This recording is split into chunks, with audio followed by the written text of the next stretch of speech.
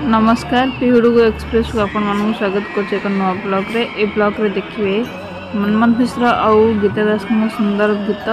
गोटे गीत हूँ भाग्य विधाता, आउ गोटे गीत हूँ आनी मो पूजा फूल। देखते आउ वीडियो भल लगे लाइक शेयर सब्सक्राइब कर दिंतु। किसी भूल थे कमेंट बॉक्स रे कमेंट करी